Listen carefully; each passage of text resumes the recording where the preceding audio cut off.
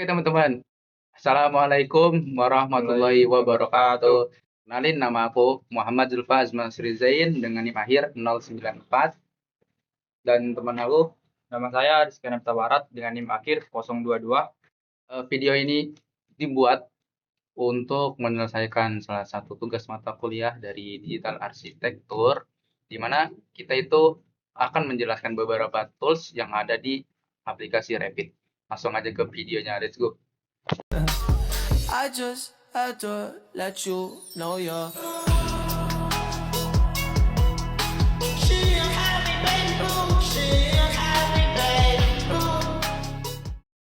Oke teman-teman, di sini saya pengen ngejelasin tentang beberapa tools yang ada di Revit. Oke, kita mulai dari modify. Seperti namanya, modify itu fungsi untuk memodifikasi. Jadi kita bisa mindahin bangunan sama ngedit-ngedit gitu. Terus selanjutnya ada wall. Wall ini ada 5 jenis ya. Fungsinya itu untuk membuat dinding 3D. Terus selanjutnya itu ada doors.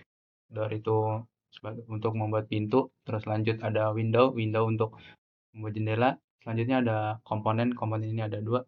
Fungsi komponen sendiri itu untuk menempatkan elemen atau famili tambahan, misalnya seperti meja, kursi, tanaman.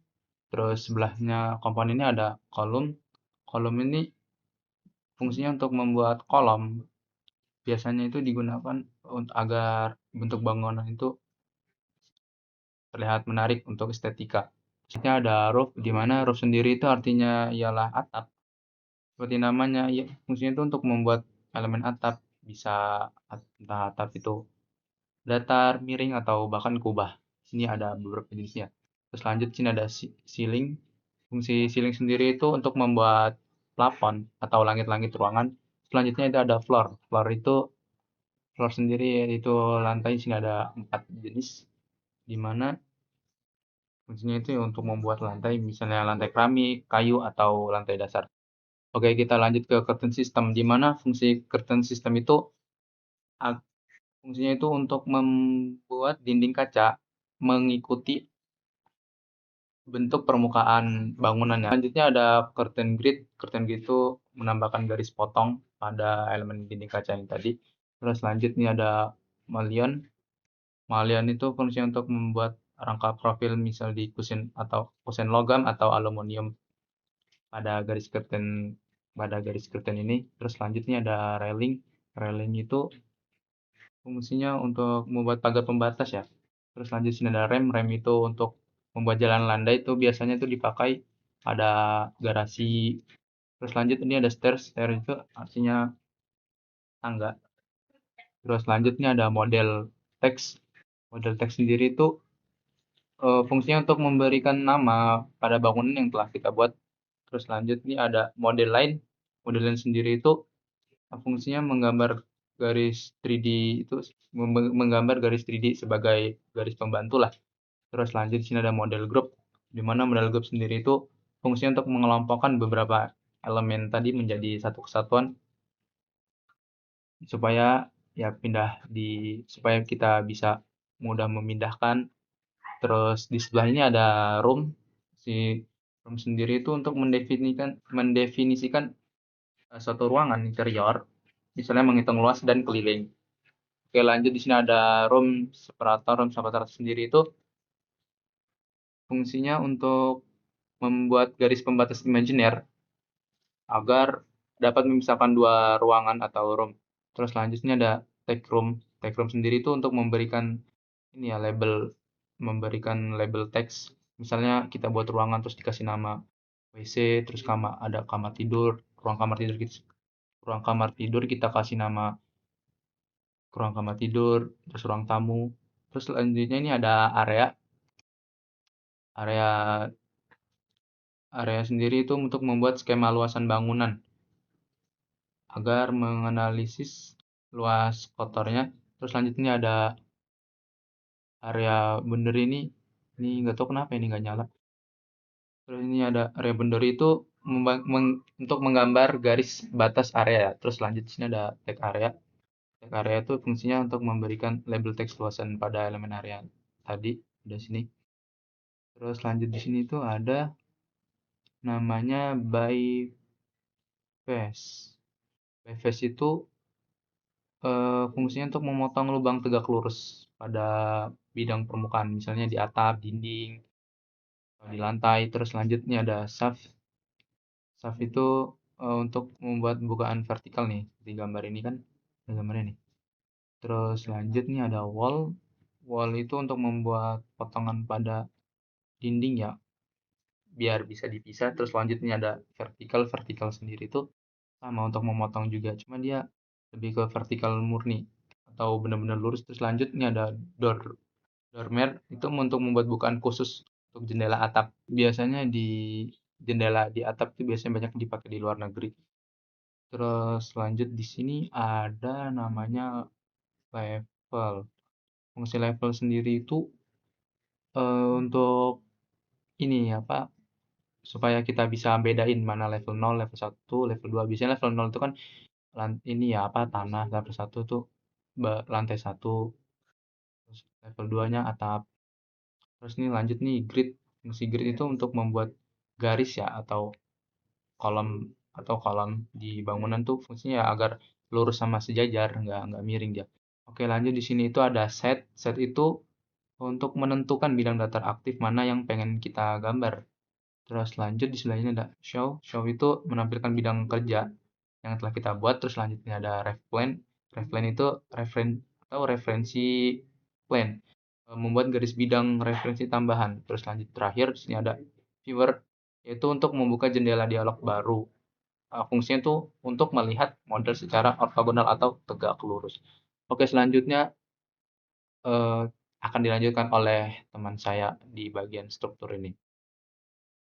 Oke, saya akan melanjutkan bagian struktur. Jadi pertama ada beam, yaitu balok yang berfungsi untuk menahan beban dari lantai biar nggak ambruk. Lanjut ada wall, berbeda dengan wall struktural. Wall ini bertujuan atau berfungsi untuk menahan beban dari gedung atau membantu menahan. Kemudian ada kolom atau tiang utama penopang beban yang sesungguhnya. Jadi jika kolom ini gagal, maka bangunan itu gagal total atau game over. Kemudian ada floor yang atau pelat lantai beton, tempat ngecor lantai dasar. Nah, floor ini terbagi menjadi 3, yaitu floor struktural, floor arsitektural, dan floor slab edge. Nah, kemudian ada truss atau rangka batang yang sering dipakai untuk struktur atap yang bentangnya lebar atau jembatan. Kemudian ada brace, bencing atau ikatan angin yang berfungsi untuk menahan gedung biar gak meleot pas kena angin kencang atau gempa. Lanjut ada beam system. Beam system ini berfungsi buat menaruh banyak balok anak atau joist sekaligus dalam satu area tanpa perlu ngeklik satu-satu. Lanjut ada connection, berfungsi buat detail sambungan antar baja atau plat siku, baut, las, biar elemen baja nggak lepas dan bondingnya kuat. Di sampingnya ada connection automation yang berfungsi untuk buat sambungan baja secara massal dan otomatis ngikutin aturan standar yang udah disetting.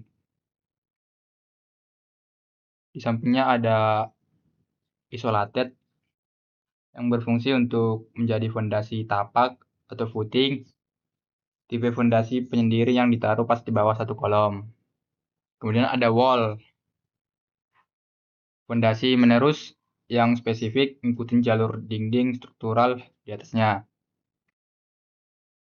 Kemudian ada slab atau pelat fondasi tebal yang bertujuan untuk menutupin seluruh area bawah gedung. Biasanya dipakai buat gedung tinggi yang butuh pijakan super stabil. Kemudian ada rebar atau besi tulangan yang fungsi utamanya yaitu untuk membuat gambar detail besi di dalam beton.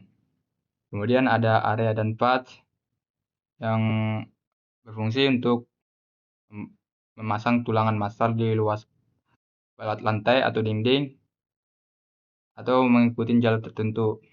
Sampingnya ada fabrik area dan fabrik sheet yang bertujuan atau berfungsi untuk menaruh vermes atau besi anyaman pabrikan ke dalam plat lantai. Ya, kemudian sampingnya ada cover atau selimut beton yang berfungsi untuk mengatur jarak aman antar besi tulangan ke permukaan luar beton biar besinya nggak karatan udara luar. Sampingnya ada rebar kopler atau sambungan mekanis buat nyambungin dua ujung besi tulangan. Kemudian ada model teks, model line, dan model group yang di sini fungsi tools ini yaitu untuk masukin pernak-pernik tambahan atau cropping by face, shaft, sama wall, vertikal, dan dormer berfungsi untuk membolongin lantai, atap, atau dinding. Kemudian ada datum yang terdiri dari grid dan level, yaitu garis level lantai dan garis as atau grid bangunan. Kemudian ada work plan yang bertujuan nentuin kanvas bidang kerja biar objek 3 dimensinya tidak nyasar. Bagian insert yang pertama itu ada link Revit, itu untuk menentukan file proyek Revit lain ke dalam proyek saat ini. Sampingnya ada link IFC, yaitu untuk menentukan file berformat IFC. Sampingnya ada link CAD, yaitu menentukan file CAD 2 dimensi atau 3 dimensi. Sampingnya ada link topografi, yaitu menentukan data topografi atau permukaan tanah. Kemudian ada DWF markup, yaitu untuk menentukan file format DWF yang berisi catatan, revisi, atau markup untuk mempermudah koordinasi perbaikan desain. Lanjut ada decal, yaitu untuk menempelkan gambar ke permukaan model 3 dimensi. Decal terbagi menjadi dua, yaitu place decal sama decal types. Nah, sampingnya ada point cloud, itu untuk menentukan data titik awan atau point cloud yang dihasilkan dari pemindai laser 3 dimensi atau laser scanner. Nah, sampingnya itu ada coordination model. Nah, di sini berfungsi untuk menentukan model dari perangkat lunak Navisworks untuk keperluan visualisasi koordinasi dan pengecekan bentrokan antar elemen proyek. Sampingnya ada link PDF, itu untuk menentukan dokumen PDF sebagai latar belakang referensi. Kemudian ada link image, itu menentukan file gambar seperti JPG atau PNG sebagai referensi tanpa menyimpan ke dalam ukuran file proyek secara permanen. Sampingnya ada manage link, yaitu membuka kotak dialog manager tautan. Di sini kita bisa mengontrol semua file yang ditautkan seperti memot ulang, melepas, atau menghapus tautan tersebut. Sampingnya ada panel import yang terdiri dari import CAD, itu memasukkan geometri file CAD ke dalam proyek Revit secara statis. Sampingnya ada import JBXML, itu mengimport file JBXML yang berisi data analisis energi bangunan. Sampingnya ada import PDF, itu memasukkan dokumen PDF langsung ke dalam proyek. Nah, sampingnya itu ada import image, yaitu memasukkan file gambar ke dalam proyek secara permanen, berguna untuk kop surat atau logo pada etiket atau kertas gambar. Kemudian di sini ada load family, yaitu membuka direktori penyimpanan di komputer untuk mencari dan memuat family seperti furnitur, pintu, jendela, atau elemen lainnya ke dalam proyek. Di sampingnya ada load Autodesk family, yaitu membuka jendela penjelajah berbasis cloud dari Autodesk untuk mencari dan mengubah family secara daring. Di sampingnya ada load S group, yaitu memuat file Revit utuh ke dalam proyek Anda saat ini dan mengubahnya menjadi sebuah kelompok. Di sampingnya ada insert from file, yaitu mengambil elemen tampilan tertentu dari proyek Revit lain untuk dimasukkan ke dalam proyek Anda saat ini. Selanjutnya akan dilanjutkan kawan saya kembali. Oke, kita lanjut ke bagian menu meshing and site. Di sini ada beberapa tools ya, mulai dari yang ini yang namanya show mesh by view settings.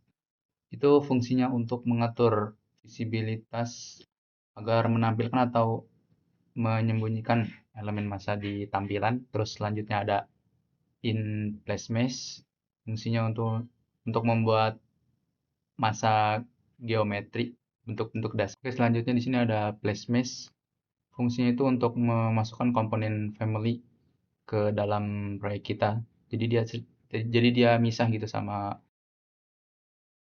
proyek yang kita buat. Terus lanjut di sini ada 3D sketch. Ini itu alat bantu untuk menggambar sketsa garis. Lanjut di sini juga ada curtain system, fungsinya untuk menerapkan sistem dinding kaca seperti yang kayak curtain wall pada permukaan yang dipilih tentunya. Terus lanjut di sini ada roof atau atap, ini fungsinya untuk mengubah permukaan massa. Mirip-mirip sama yang tadi, cuma ini bisa mengubah permukaan bentuknya dari atas. Terus lanjut sini ada wall.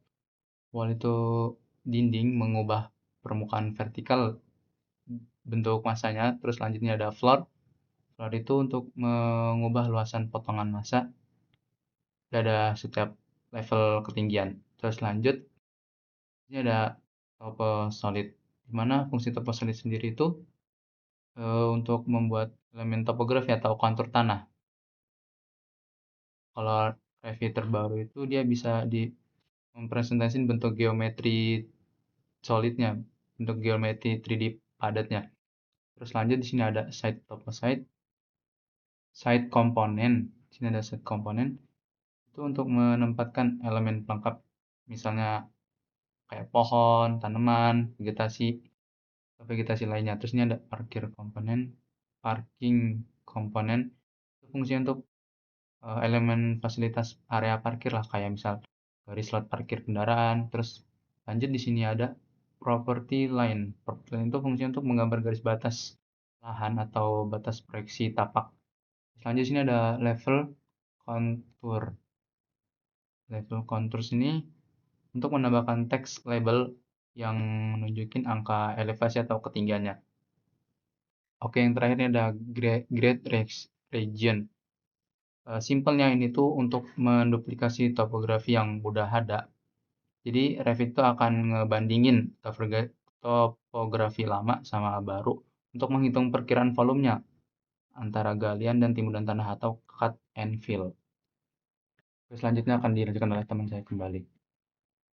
Jadi saya akan melanjutkan kembali di bagian properti.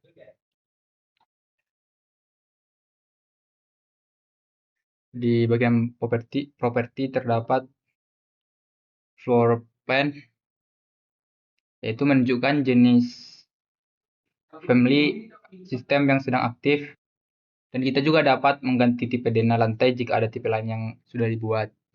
Nah, kemudian ada edit type, yaitu tombol untuk membuka kotak dialog jika ingin mengubah pengaturan di sini. Jadi Perubahannya akan berdampak pada semua pandangan di lantai yang menggunakan tipe yang sama. Kemudian ada view scale, yaitu untuk menentukan skala gambar untuk pandangan aktif. Di bawahnya ada scale value, yaitu nilai numerik dari skala yang dipilih. Ada juga display model, mengatur bagaimana elemen model ditampilkan. Di bawahnya ada detail level, yaitu mengatur tingkat ketajaman atau detail geometri elemen. Ada juga parts visibility yang berfungsi jika model menggunakan fitur parts atau memecah elemen menjadi bagian kecil. Kita juga bisa memilih untuk menampilkan elemen utuh atau original atau bagian-bagiannya. Kemudian ada visibility atau graphic override atau tombol edit. Salah satu pengaturan paling penting digunakan untuk menyembunyikan atau menampilkan, kemudian untuk mengubah gaya garis dan warna berdasarkan kategori elemen. Di bawahnya ada graphic display option atau tombol edit yang mengatur gaya visual keseluruhan pandangan seperti kerangka, garis tersembunyi, berwarna, bayangan, dan pencahayaan simulasi. Di bawahnya juga ada orientation, yaitu untuk mengatur arah pandangan. Di bawahnya juga ada wall joint display, itu menentukan bagaimana persimpangan antar dinding tampilan atau dibersihkan garis atau dibiarkan berpotongan. Kemudian ada display, yaitu untuk mengatur fokus disiplin ilmu utama. Di bawahnya ada show hidden lines, itu untuk mengontrol apakah elemen yang tertutup oleh objek lain di atasnya akan ditampilkan dengan garis putus-putus. Kemudian ada color scheme, dan sistem color scheme digunakan untuk menerapkan legenda warna secara otomatis pada dena berdasarkan ruang atau zona fungsi. Kemudian di bawahnya ada sunpath atau kotak centang untuk menampilkan diagram jalur matahari 3 dimensi di layar guna analisis bayangan. Nah, masuk kita ke underlay atau lapisan bawah atau tembusan. Di bawahnya ada rank base level atau level bawah yang ingin dijadikan referensi bayangan. Nomor 2 ada rank top level, yaitu level atas dari rentang referensi bayangan. Di bawahnya ada underlay orientation, yaitu menentukan arah pandangan referensi bayangan, apakah melihat ke bawah atau melihat ke atas. Kemudian kita masuk ke extend atau batas wilayah, yaitu terdiri dari crop view. Jika dicentang, model yang berada di luar kotak batas potong tidak akan ditampilkan atau dihilangkan. Kemudian ada crop region visible, yaitu mengaktifkan atau menyembunyikan garis batas pemotong atau crop box di layar kerja. Kemudian di bawahnya ada view range atau tombol edit.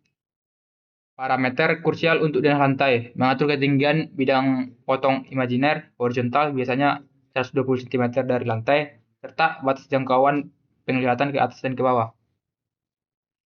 Kemudian ada juga di bawahnya associated level, yaitu menunjukkan level elevasi acuan dari denah. Di bawahnya ada scope box, itu membatasi visibilitas pandangan menggunakan kotak referensi 3 dimensi atau scope box yang bisa diterapkan ke banyak pandangan sekaligus. Di bawahnya ada depth flipping, yaitu membatasi kedalaman pandangan. Di bawahnya ada identity data atau data identitas. Yang pertama ada view template, itu memungkinkan kita untuk menerapkan serangkaian pengaturan visual contohnya grafis, skala, detail yang sudah distandarisasi ke pandangan dengan satu klik. Bawahnya ada view name. Itu nama pandangan ini akan muncul di project browser, contohnya level 0. Di bawahnya ada dependensi, itu menunjukkan apakah pandangan ini berdiri sendiri atau independen atau memiliki pandangan induk atau anak. Di bawahnya ada title on sheet. Jika diisi, teks ini akan menggantikan view name saat pandangan diletakkan di atas kertas cetak atau sheet. Di bawahnya ada referencing sheet and detail. Itu kolom otomatis yang menampilkan nomor lembar dan detail referensi silang jika pandangan dirujuk dari gambar lain. Kemudian yang terakhir ada phasing. Pertama ada phase filter. Yang ini bertujuan untuk mengatur elemen mana yang terlihat berdasarkan fase waktunya. Kemudian yang terakhir ada phase. Itu menetapkan fase waktu utama dari pandangan, misalnya new construction atau konstruksi baru. Setiap elemen yang digambar di pandangan ini secara otomatis akan dimasukkan ke fase tersebut. Oke, kita sampai di penjelasan terakhir mengenai tools Revit. Oke, langsung aja. Di sini tuh ada floor plan. Floor plan ini nih kayak dia denah lantai itu ada level-levelnya. Di sini mulai dari level 0 atau biasanya itu buat tanah ya. Terus level 1 itu buat lantai. Terus level 2 itu biasanya untuk atap. Bisa juga. Terus kedua ini ada ceiling plans. Ceiling plans itu atau denah plafon. Biasanya untuk kita itu seolah-olah ngelihat ke atas langit-langit langit-langit plafon, ada lampu atau titik-titik tempat naruh AC itu di mana. Terus di sini ada 3D view. 3D view itu agar tampilan lembar kerja kita itu bentuk 3D gitu ya. Jadi bisa jadi isometri atau jadi perspektif. Terus di sini ada elevation. Elevation itu atau tampak. Ini gunanya untuk memproyeksi pandangan, bisa vertikal, tampak depan, tampak samping, atau tampak belakang. Oke, lanjut di sini ada tools legends. Fungsinya itu untuk memberikan keterangan grafis, misalnya simbol, tipe material atau komponen. Terus selanjutnya ada schedule quantis. Ini tuh biasanya menampung semua tabel data yang diekstrak dari Revit. Terus lanjut di sini ada sheet itu atau lembar kerja. Ini tempat ngelola gambar atau surat yang pengen kita cetak. Terus lanjut sini ada families.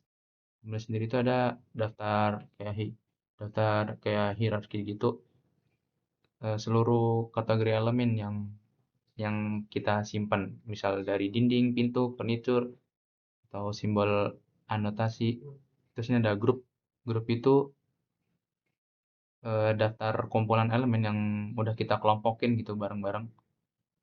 Ntar dia ada di sini semua. Terus ini ada terakhir yaitu ada Revit link.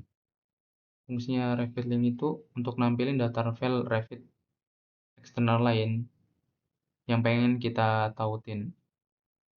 Jadi semisal kita pengen nautin model struktur gitu langsung ke dalam model arsitektur, itu kita pakai yang namanya Revit link.